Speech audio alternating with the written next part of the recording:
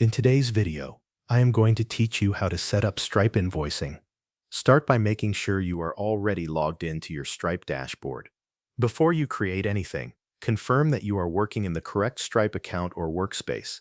This is important if you manage more than one business or project inside Stripe. Once you are in the right account, go to the left-hand sidebar and click Invoices.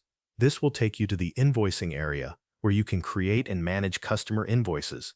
From there, click Create Invoice to open a new invoice draft. Next, choose the customer you want to bill.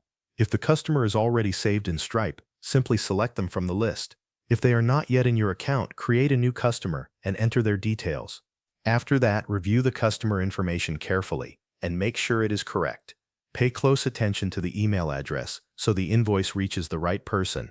Now add what you are billing for. Click Add Line Item. You can either select an existing product from Stripe or create a custom item for the product or service you want to charge for. Then enter the quantity and the price for that line item. If needed, add more line items so the invoice reflects everything the customer is being charged for. After your items are in place, add any taxes or discounts that apply.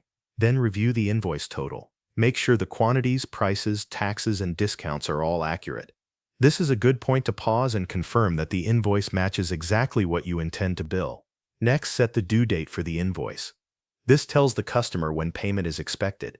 After that, configure the payment methods that will be available for the customer to use. Choose the options that fit your business and the way you want to collect payment through Stripe. Before sending anything, click Preview to see how the invoice will appear to your customer. Look over the preview carefully and confirm that the customer details, line items, pricing, due date, and payment methods all appear correctly.